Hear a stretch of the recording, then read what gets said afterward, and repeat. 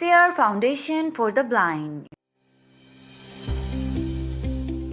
Welcome to the Special Education Preparatory Class Series, brought to you by SEER Foundation for the Blind. Our passion, special education. बिस्मिल्लाहिर्रहमानिर्रहीम। अस्सलाम वालेकुम students. Over to miss Rabiya जो कि आज अपने lesson start करेंगे। जी बिस्मिल्लाहिर्रहमानिर्रहीम। अस्सलाम वालेकुम स्टूडेंट्स, होपफुली आप खैरियत से होंगे। तो remaining treatment of visual impairment हम आज स्टार्ट करते हैं। इससे पहले हमने कुछ ट्रीटमेंट को डिस्कस किया था और रिमेनिंग आज हम इंशाल्लाह करते हैं। तो सबसे पहले हमारे पास है फोटोडायनेमिक लेज़र थेरेपी। ये एक ऐसी टेक्निक है जो कि लेज़र ट्रीटमेंट के ज़रिए की जाती है। ठीक है, इसमें ऐसी टेक्निक इन्वॉल्व है जो लेज़र ट्रीटमेंट के ज़रिए की जाती है और रेटिना के जो सिलेक्टेड एरियाज़ हैं वहाँ पे इसे अप्लाई किया जाता है। सिलेक्टेड एरिया से मुराद वो एरियाज़ जहाँ पे unnecessary blood vessels, abnormal blood vessels grow करती हैं, उनकी ग्रोथ को रोकने के लिए इस ट्रीटमेंट को अप्लाई किया जाता है। ठीक है, सबसे पहले क्या किया जाता है, एक ड्रग होती है, उसको क्या कहते हैं, उसको कहते हैं वर्टीपोरफन ड्रग होती है।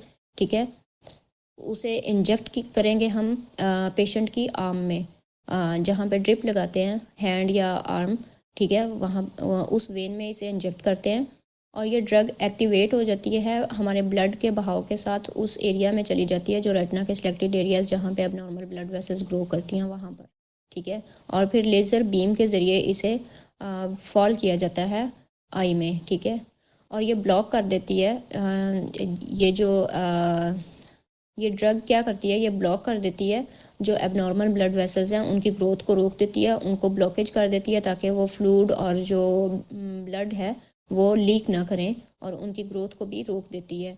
ठीक है, तो ये ट्रीटमेंट यूज़ होता है मैक्यूलर डिजनरेशन के लिए। मैक्यूलर डिजनरेशन की वो टाइप जिसमें हमने पढ़ा था ड्राई एमडी के एबनॉर्मल ब्लड वेसल्स ग्रो करती हैं और वो ग्रो करने के बाद मैक्यूला के ऊपर ग्रो करती हैं और वो ग्रो करने के बाद ब्लड और फ्लूइड लीक करती हैं। तो उनकी लीकेज को, उनकी ग्रोथ को और उनके ब्लड की लीकेज को रोकने के लिए ये ट्रीटमेंट यूज़ किया जाता है। नेक्स्ट है हमारे पास रेटिनल ट्रांसलोकेशन। ये एक सर्जिकल प्रोसीजर है, ये एक ऐसा सर्जिकल प्रोसीजर है, एक तरीका है सर्जिकल। ठीक है, ये यूज़ किया जाता है abnormal blood vessels, unnecessary abnormal blood vessels उनको डिस्ट्रॉय करने के लिए। वहाँ पे उनकी ब्लॉकेज को ख़त्म करना था, उनको ब्लॉक करना था, उनकी ग्रोथ को रोकने, यहाँ पे उनको डिस्ट्रॉय करना है। जो ब्लड वेसल्स हैं उनको बिल्कुल ख़त्म कर देना है, जो ग्रो हो रही हैं, जो वहाँ पे क्या था कि जो ग्रो हो चुकी वो तो हो चुकी, लेकिन मज़ीद उनकी ब्लॉकेज को, उनकी मज़ीद ग्रोथ को रोकना था। यहाँ पे इनको डिस्ट्रॉय करना है, जो हो चुकी हैं उनको भी हमने डिस्ट्रॉय कर देना है। ठीक है, और ये क्या होती हैं, किस जगह पे होती हैं, directly under the centre of macula. ये बिल्कुल डायरेक्ट मैक्यूला के उस रीजन पर होती हैं जहाँ पे लाइट जाके फोकस करती है। ठीक है, और ये लेज़र बीम के ज़रिए जो है वो की जाती हैं, लेकिन लेज़र बीम की जो शुआएँ हैं, जो लेज़र बीम है वो उस जगह पे हम इसको नहीं भेजते जिस जगह पे बिल्कुल जो मैक्यूला का सेंटर होता है वहाँ पे नहीं, बल्कि हम इसको left right up down different areas के ज़रिए जो है वो इसकी लेज़र बीम की शुआएँ हैं वो आई के अंदर भेजी जाती हैं। अगर हम डायरेक्ट सेंटर से भेजेंगे तो मैक्यूला और ये जो है ये आई के लिए बहुत डेंजरस होंगी और मैक्यूला के लिए भी, और जो एनर्जी बीम है वो डेंजरस होगी। तो इसलिए इसे क्या करते हैं, इसे हम साइड से, पेरिफेरल साइड से आई में एंटर करते हैं बीम को। ठीक है, ताकि मैक्यूला बिल्कुल सेव रह सके, मैक्यूला इफेक्ट ना हो। नेक्स्ट हमारे पास है लेज़र ट्रेबिकुलोप्लास्टी। लेज़र ट्रेबिकुलोप्लास्टी, ठीक है, it uses laser to open. ठीक है, जो ट्रेबिकुलर मैशवर्क होते हैं उनको ओपन करने के लिए ये यूज़ किया जाता है। जहाँ से ड्रेनेज पॉइंट, जहाँ से एक्वस ह्यूमर का फ्लूइड ड्रेन होता है, वो जो ड्रेनेज टिश्यूज़ हैं ट्रेबिकुलर मैशवर्क, वो जब ब्लॉक हो जाते हैं तो उनकी ब्लॉकेज को ख़त्म करने के लिए इसे यूज़ किया जाता है। ठीक है, और उन्हें ओपन करने के लिए ये ओपन एंगल ग्लूकोमा में यूज़ किया जाता है। लेज़र ट्रेबिकुलोप्लास्टी ओपन एंगल ग्लूकोमा के लिए यूज़ किया जाता है। इसमें क्या होता है, ओपन एंगल ग्लूकोमा में ये होता है कि जो हमारे ट्रेबिकुलर मैशवर्क हैं वो स्लोली वहाँ मतलब वो सम ब्लॉक होते हैं, कुछ हद तक ब्लॉक होते हैं, अदरवाइज वो उसमें से ड्रेन हो रहा होता है aqueous humour, slowly Aahista Aahista थोड़ा थोड़ा करके ड्रेन हो रहा होता है। लेकिन जो उसके अंदर एक्स्ट्रा मवाद होता है जिसके ज़रिए वो ब्लॉक हो चुके होते हैं, वहाँ से एक्वेस ह्यूमर को बहने का कोई ठीक से रास्ता नहीं मिल रहा होता, तो उसको ओपन करने के लिए ये यूज़ किया जाता है। ठीक है, लेज़र पेरिफेरल इरेडोटमी, ये भी ग्लूकोमा के लिए यूज़ किया जाता है। ठीक है, इसमें क्या करते हैं, इसमें एक स्मॉल होल क्रिएट कर देते हैं आइरस के बीच में लेज़र के ज़रिए। ये भी ऐसा नहीं है कि हम आई का ऑपरेट करेंगे या सर्जरी करेंगे उसके बाद आइरस में जाके कट लगाएंगे, ऐसा नहीं है। एक लेज़र बीम मीन्स के एनर्जी की लेज़र की शुआओं के ज़रिए हम आइरस में होल क्रिएट करेंगे। ठीक है, और फिर ये होल क्या करता है, ये अलाउ कर देता है फ्लूइड को, एक्वस ह्यूमर को, कि वो वहाँ से ड्रेन हो। जब ड्रेनेज टिश्यूज़ ट्रेबिकुलर मैशवर्क बिल्कुल क्लोज हो जाते हैं, वहाँ से एक्वस ह्यूमर को ड्रेन होने का बिल्कुल भी रास्ता नहीं मिल रहा होता, तो क्या करते हैं, आइरस के अंदर से कट लगा देते हैं लेज़र के ज़रिए, ताकि एक्वस ह्यूमर ड्रेन हो सके और आई का प्रेशर मेंटेन रह सके, आई के टिश्यूज़ नॉर्मल वे में अपना फंक्शन परफॉर्म कर सकें। अगर एक्वस ह्यूमर ड्रेन नहीं होगा तो आई अकड़ जाएगी, आइज़ के टिश्यूज़ जो हैं वो बहुत ज़्यादा टाइट हो जाएंगे। ठीक है, और आई की मूवमेंट जो है वो भी बिल्कुल रुक जाएगी और ऑकुलर स्पॉट प्रॉब्लम हो जाएगा आई को। ठीक है, ऑकुलर स्पॉट प्रॉब्लम किस चीज़ को कहते हैं, कि आँख का ना घूमना। ठीक है, और इससे क्या होता है, जैसे ही एक्वस ह्यूमर ड्रेन होना शुरू होता है तो आई को रिलीफ मिल जाता है। ठीक है, और ये क्लोज एंगल ग्लूकोमा के लिए ये बेनिफिट है, हेल्पफुल है ट्रीटमेंट। इलेक्ट्रोकॉटरी। ठीक है, नेक्स्ट हमारे पास ट्रीटमेंट है electrocautery, removing tissue from the trabecular. ठीक है, ट्रेबिकुलर मैशवर्क में जो टिश्यूज़ होते हैं, जो एक्स्ट्रा टिश्यूज़ बन जाते हैं, मींस के जो ब्लॉकेज को रोक देते हैं, उनको रिमूव करने के लिए ये ट्रीटमेंट यूज़ किया जाता है, इलेक्ट्रोकॉटरी। ठीक है, ये एक डिवाइस होती है स्मॉल इलेक्ट्रोकॉटरी। ठीक है, इसको ट्रैबेकेटम भी कहते हैं, इस डिवाइस को ट्रैबेकेटम भी कहा जाता है। इलेक्ट्रोकॉटरी के अलावा ट्रैबेकेटम इस डिवाइस का नाम है। ये भी ग्लूकोमा के लिए हेल्पफुल होती है। ये एक ऐसा प्रोसेस है, एक वायर होती है, उसको बहुत ज़्यादा हीट दी जाती है उस वायर को, और गर्म करने के बाद वो फिर जो हमारे ट्रेबिकुलर मैशवर्क हैं, जैसा कि ड्रेनेज जो टिश्यूज़ हैं, उसमें से इस वायर को गुजारा जाता है। ठीक है, और वो जो एक्स्ट्रा मवाद होता है, जो एक्स्ट्रा टिश्यूज़ होते हैं, उनको रिमूव कर दिया जाता है। उसके साथ जब ये बहुत ज़्यादा हीट होती है और जब वहाँ से गुजरती है तो जो एक्स्ट्रा टिश्यूज़ होते हैं वो इसके साथ जल जाते हैं। तो ये भी क्लोज एंगल ग्लूकोमा के लिए यूज़ किया जाता है। ड्रेनेज ट्यूब्स हैं, ये कुछ ट्यूब्स होती हैं। ठीक है, ये भी हमारी आई में इंसर्ट कर दी जाती हैं और ये भी ग्लूकोमा के लिए यूज़ होता है। ये छोटी छोटी ट्यूब्स होती हैं। ठीक है, और ये आई में इंसर्ट कर दी जाती हैं हमारी आई में। ग्लूकोमा पेशेंट के जो इंडिविजुअल ग्लूकोमास के साथ होते हैं, उनकी आई में ये इंसर्ट कर दी जाती हैं ताकि फ्लूइड इनमें से ड्रेन हो सके, ताकि आई का प्रेशर जो है वो रिड्यूस हो सके, कम हो सके, मीन्स कि आई का प्रेशर नॉर्मल रह सके। ठीक है, मेंटेन रह सके। Argus tube retinal prosthesis. ठीक है, ऑर्गस ट्यूब रेटिनल प्रोस्थेसिस, ये आरपी पेशेंट्स के लिए होता है कि रेटिना को ट्रांसप्लांट कर दिया जाता है। इसमें एसएच ये इतना कोई एक्सेसिबल नहीं है, लेकिन इस पर अभी तक काम हो रहा है। तो ये आरपी पेशेंट के लिए होता है। अभी तक वो रेटिना जो रिप्लेस करते हैं, नेचुरल रेटिना को रिमूव करके और आर्टिफिशियल रेटिना वहाँ पे रिप्लेस करते हैं, तो ये कोई फंक्शन परफॉर्म नहीं करता और इसका अभी तक कोई सच कोई नहीं है। तो ये सिर्फ और सिर्फ अभी तक इस पे काम स्टार्ट है।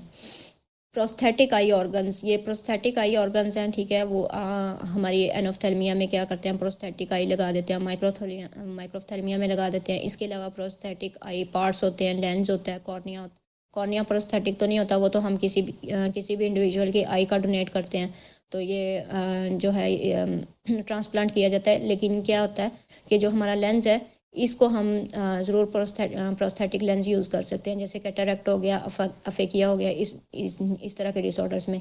तो ये ट्रीटमेंट इन डिसऑर्डर्स के लिए यूज़ किया जाता है। आई एक्सरसाइजेज, डिफरेंट आई एक्सरसाइजेज करवाई जाती हैं, डिफरेंट किस्म की एक्टिविटीज़ करवाई जाती हैं आई की एक्सरसाइजेज के लिए। ठीक है, और ये स्ट्रैबिस्मस निस्टेगमस के लिए यूज़ किया जाता है।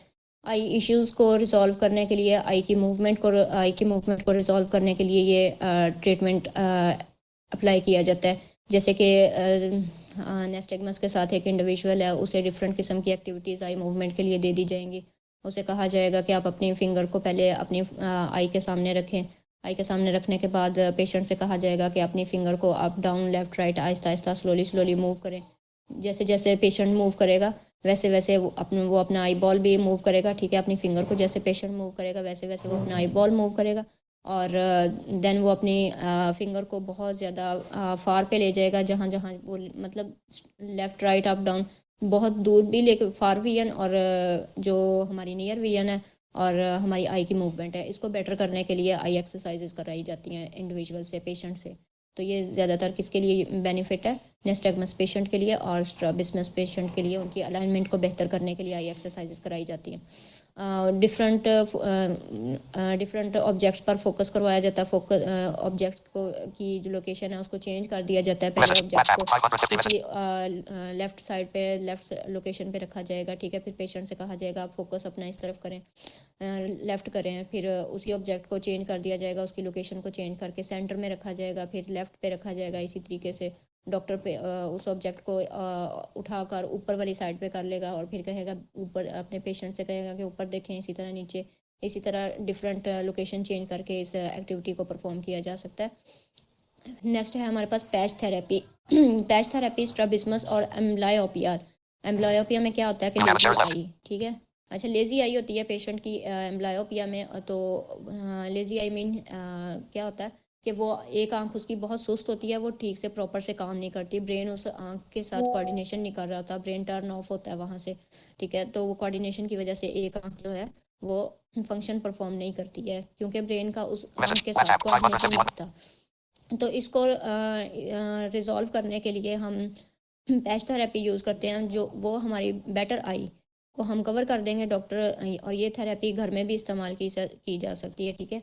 तो डॉक्टर क्या करेगा, अपने पेशेंट को रिकमेंड करेगा कि सेवरल आवर्स के लिए आप क्या करेंगे, अपनी जो बेटर आई है उसको कवर करें। बेटर आई को कवर करने के बाद जो आपकी वो आई जो आपकी मिस अलाइनमेंट के साथ है, जिसकी अलाइनमेंट ठीक नहीं है, या एम्ब्लायोपिया के साथ है, जो आई आपकी कोऑर्डिनेशन नहीं कर रही है अपने आपके ब्रेन के साथ, उस आई को ज़्यादा से ज़्यादा यूज़ करें, ठीक है। उसके साथ आप कोई 1 घंटा रीडिंग करें, टीवी देखें, ठीक है। इसके अलावा आप डिफरेंट एक्टिविटीज़ परफॉर्म कर सकते हैं। सेवरल आवर्स में आप ये एक्टिविटी परफॉर्म कर सकते हैं, ठीक है। तो ताकि उस आई की अलाइनमेंट को बेहतर बनाया जा सके। ऑर्थोप्टिक्स है नेक्स्ट, ठीक है। और ये एक मेडिकल टर्म है, ऑर्थोप्टिक्स एक मेडिकल टर्म है, ठीक है। और ये आई मसल, ये एक ऐसा तरीक़ाकार है जो आई मसल्स की ट्रेनिंग के लिए यूज़ किया जाता है। ऑर्थोप्टिक्स इसमें भी डिफरेंट एक्टिविटीज़ पेशेंट से कराई जाती हैं, ठीक है।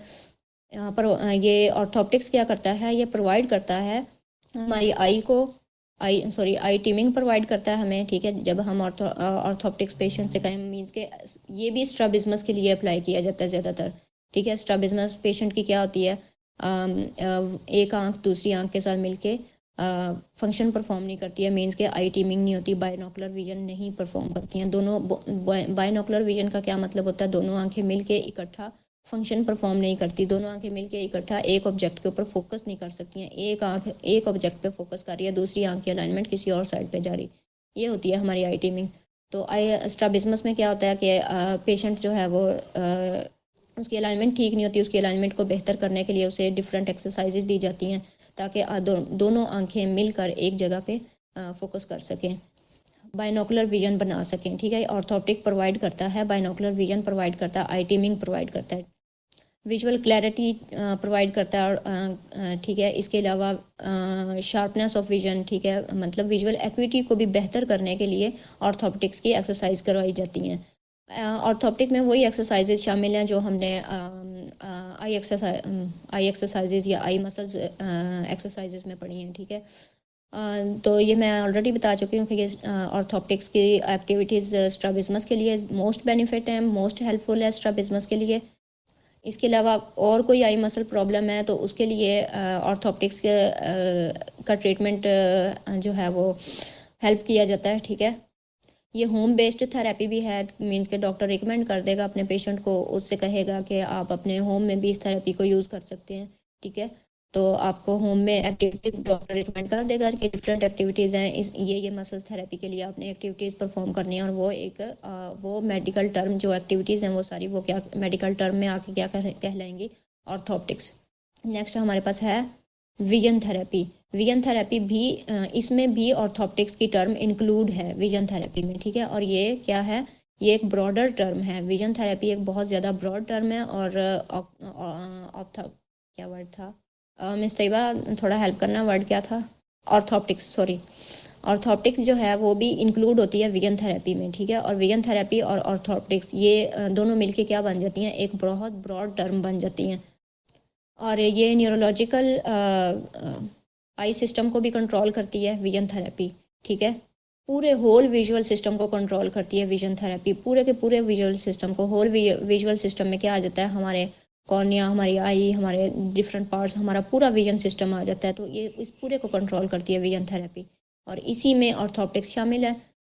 ये क्लिनिकल और होम बेस्ड एक्टिविटी है, ठीक है। एक क्लिनिकल और होम बेस्ड एक्टिविटी है या थेरेपी है, और ये आई मूवमेंट्स को करेक्ट करने के लिए यूज़ की जाती है। और मसल्स को ट्रेनिंग दी जाती है, ठीक है। इसमें आई के मसल्स को डिफरेंट एक्टिविटीज़ के ज़रिए ही ट्रेनिंग दी जाती है। और डिफरेंट एक्टिविटीज़ आई मसल्स की मूवमेंट के लिए क्या है, एक तो वो फिंगर मूवमेंट वाला है, इसके अलावा ऑब्जेक्ट को बार बार चेंज कर दें, ठीक है। इसके अलावा पेशेंट अपनी आइज़ को ऐसे बार बार खुद से घुमाए, ऊपर नीचे गोल सर्कुलर शेप में घुमाए, लेफ्ट राइट घुमाए, up down, different activity. Motor skills होती हैं, ठीक है। दो टाइप्स की होती हैं, ग्रॉस मोटर और फाइन मोटर स्किल्स, ठीक है। फाइन मोटर स्किल कौन सी होती हैं, हमारे स्मॉल मसल की जो मूवमेंट होती है उसको फाइन मोटर स्किल्स कहते हैं। जैसे कि हम फिंगर्स हैंड की हमारी फिंगर्स की मूवमेंट, ठीक है। बॉल को कैच करना, इसके अलावा पेंसिल के साथ लिखना, टाइपिंग करना, राइटिंग करना, रीडिंग करना, मोबाइल के ऊपर टाइपिंग करना, ठीक है, मोबाइल यूज़ करना, ये सब क्या है, ये हमारे फाइन मोटर स्किल्स हैं। और ग्रॉस मोटर स्किल्स में क्या होता है, ग्रॉस मोटर स्किल्स में हमारे बड़े मसल्स की मूवमेंट शामिल होती है। और फाइन मोटर स्किल में हमारे छोटे मसल्स की मूवमेंट शामिल होती है। और ग्रॉस मोटर स्किल में क्या होता है, हमारे बड़े मसल्स की मूवमेंट शामिल होती है, जैसे कि चलना फिरना, हैंड क्लैपिंग करना, ठीक है, एक्सरसाइज करना, बॉडी की एक्सरसाइज करना, हैंड अप करना, डाउन करना, फ्रंट पे क्लैप करना, बैक साइड पे क्लैप करना, ये सारी एक्सरसाइज आती हैं हमारे मोटर स्किल में। इसके अलावा हमारी आई की जो मोटर स्किल्स होती हैं, इसमें क्या होता है, ऊपर देखना, नीचे देखना, लेफ्ट देखना, राइट देखना, आई बॉल को मूव करके, ठीक है। तो ये हमारी विजन थेरेपी क्या करता है, हमारी मोटर स्किल को, मीन्स के आई की जो मोटर स्किल्स हैं उनको भी इम्प्रूव करने में हेल्पफुल है। इसके अलावा इसमें जो है वो फिल्टर्स कराए जाते हैं। आई को जो है वो प्रिज्म लेंस की एक्टिविटीज़ होती हैं, ठीक है। ये डिज़ाइन किया जाता है ब्रेन की एबिलिटी के लिए, कि क्योंकि आई की मूवमेंट में ब्रेन का बहुत ज़्यादा रोल होता है। वेस्टिबुलर सिस्टम का हमने पढ़ा था कि वेस्टिबुलर सिस्टम जो है वो कोऑर्डिनेशन कराता है हमारी आई की मूवमेंट को ब्रेन के साथ। तो इसके लिए ये विजन थेरेपी भी कराई जाती है। जस्ट अ मिनट, अजान हो रही है जी। तो ठीक है, इसके बाद इसमें कौन कौन सी अलाइनमेंट को मतलब कि कौन कौन सी चीज़ों को हम बेहतर कर सकते हैं, वो सब नंबर 1 पे है हमारे पास आई अलाइनमेंट, ठीक है। विजन थेरेपी के ज़रिए, ऑर्थोप्टिक्स के ज़रिए क्या करते हैं, हम आई अलाइनमेंट को बेहतर कर सकते हैं। आई टीमिंग, ठीक है। ये विजन थेरेपी और ऑर्थोप्टिक्स दोनों मिलके आई टीमिंग की एक्टिविटीज़ को भी बेहतर कर सकते हैं। मीन्स कि आई दोनों आँखें मिलके इकट्ठा काम कर सकें, एक ऑब्जेक्ट पे दोनों आँखें मिलके इकट्ठा देख सकें। आई फोकसिंग एबिलिटीज़ को बेहतर किया जा सकता है विजन थेरेपी के ज़रिए, आई मूवमेंट थेरेपी के ज़रिए, ठीक है। विजुअल प्रोसेसिंग को बेहतर किया जा सकता है, ठीक है। तो ऐसा होता है कि जब हम बहुत ज़्यादा ट्रैवल करके हमने लॉन्ग टाइम के लिए रीडिंग की या ट्रैवल किया, तो इसमें भी हमारी आइज़ बहुत ज़्यादा थक जाती हैं। तो आइज़ को बेहतर, आइज़ की थकावट को दूर करने के लिए भी ये एक्टिविटीज़ की जाती हैं। आप अपनी आइज़ को बहुत ज़्यादा मूव करते हैं सर्कुलर शेप में, अप डाउन शेप में, ठीक है। तो ये सारी मेडिकल ट्रीटमेंट कंप्लीट हो चुके हैं। नेक्स्ट हमारे पास है नॉन मेडिकल ट्रीटमेंट ऑप्शन, ठीक है। तो ये नॉन मेडिकल ट्रीटमेंट ऑप्शन इंशाल्लाह हम नेक्स्ट लेक्चर में पढ़ेंगे। सीयर फाउंडेशन फॉर द ब्लाइंड नाबीना अफराद की जदोजहद का मरकज़। बेशक इंसान के लिए वही है जिसकी वो कोशिश करता है। सूरह अन-नजम आयत 39। हम जदीद महारतें सीख कर बाइज़्ज़त कारोबार और रोज़गार हासिल करके कौम की माशी बहाली का हिस्सा बनेंगे। सीयर फाउंडेशन के बारे में मालूमात हासिल करने के लिए विजिट कीजिए हमारी वेबसाइट www.blindseer.org blindseer.org। हमसे रब्ता कायम करने के लिए contact@blindseer.org पर मेल कीजिए या फिर हमारे व्हाट्सएप नंबर 0370 530 7085 पर वॉइस या टेक्स्ट मैसेज सेंड कीजिए।